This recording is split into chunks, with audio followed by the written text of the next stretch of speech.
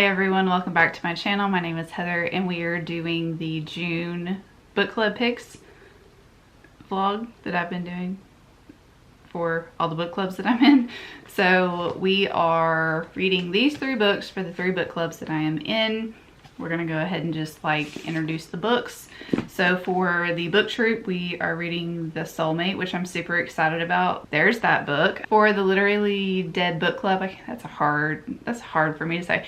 We're reading The Devotion of Suspect X, and this is a translated work. I also have the audiobook. I've heard that it's really, really good. Actually, I bought the audiobook for these two books, and I'm really excited about. Ooh, those books look really nice together. Actually, all of these books look really nice together. They all got like a blue. Oh, that's pretty. Okay, sorry, but I'm very excited about this book. It sounds amazing and I'm ready to dive into it. And then for Ravished by Romance, we are reading A Kingdom of Stars and Shadows, and this is a fantasy romance.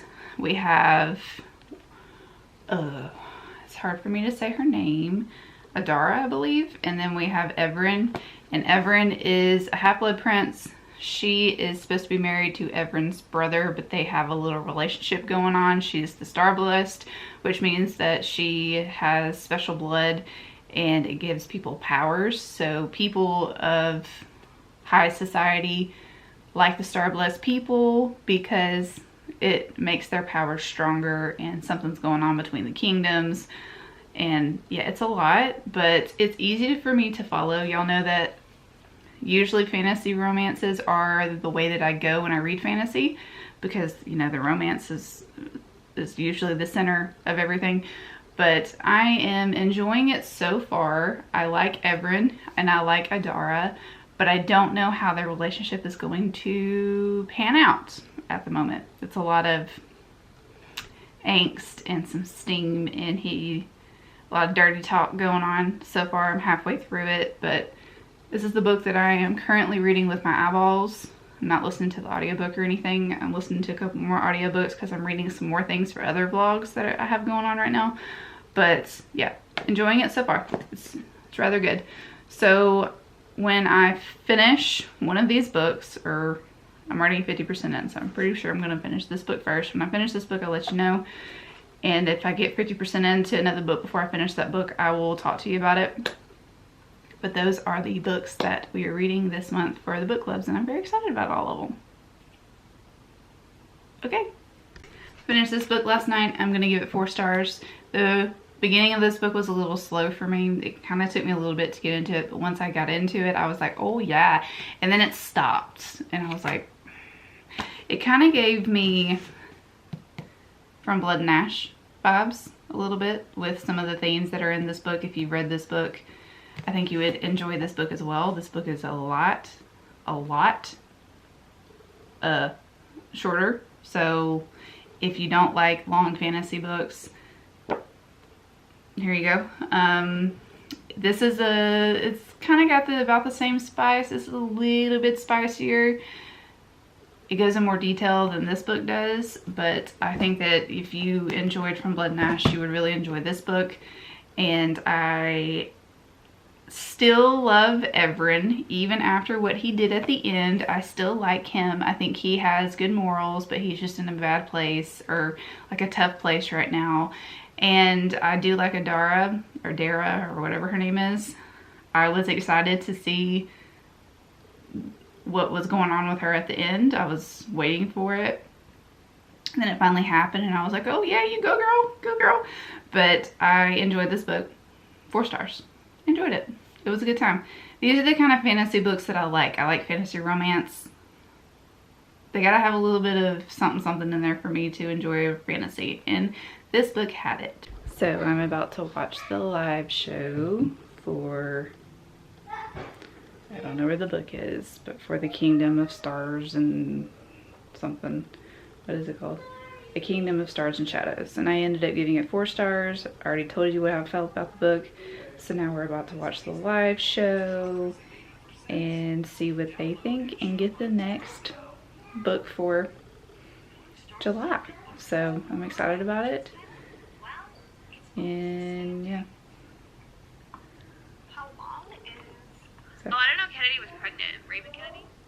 Yeah, she was when we went to a polycon. Kind of catching it in the middle right now. I don't know what they're talking about. I mean, I didn't either. I'll back it up in a little bit, but I just wanted to show you that I'm watching it, and yeah, excited.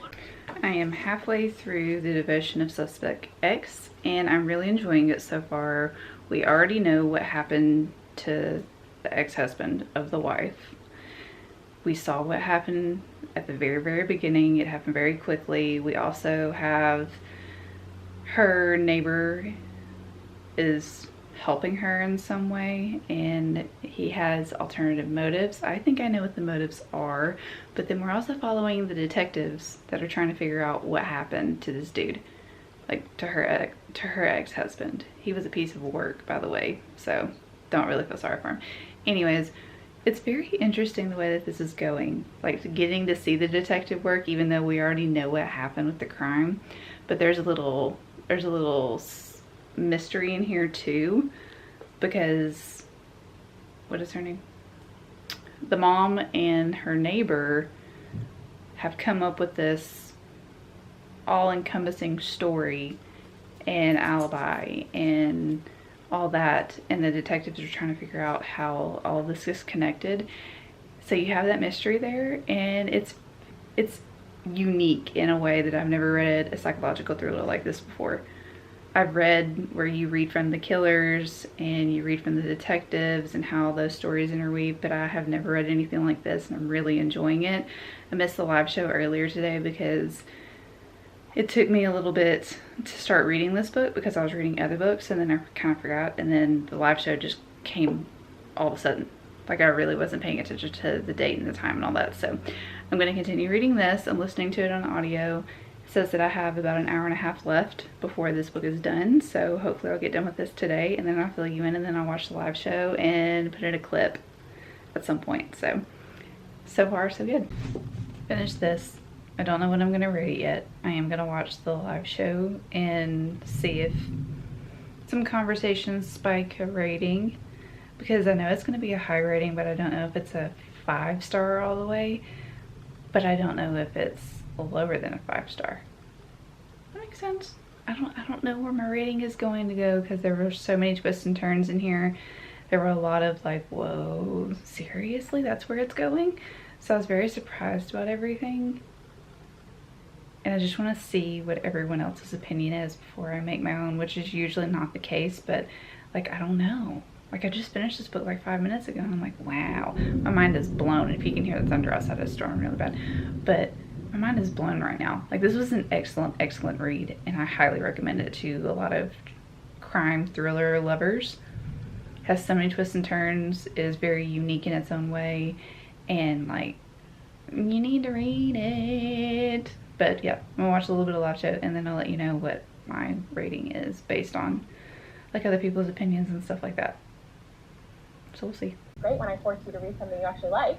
So, let me know, are you on the same page? Did you like the book, or did I force you to read something a little questionable? So I typically think the two groups of people who write horror or crime fiction well for me is indigenous and like Japanese writers. So I tend to, and I think this author is Japanese, right? And I tend to flock to their writing. I will say that at this time, I don't know my rating because it's anywhere between a 2.75 and a 4. I know that's large. I know that's large. That's large. However, when we get more into the meat, there were just certain big things that I felt like could have been.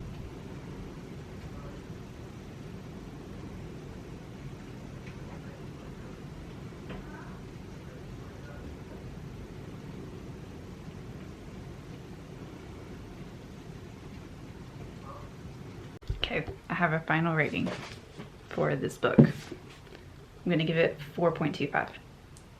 This live show has helped me gather my thoughts about this, and I think a 4.25 is justified because I did like it, but there were some things that were missing, and the ending was a little meh.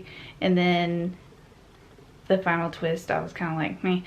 But all in all, it was a really, really good book, and I highly recommend it for my mystery, crime, thriller people who are looking for a diverse author to read. And I do plan to continue reading this series because there are more books in this series, so just want to let you know.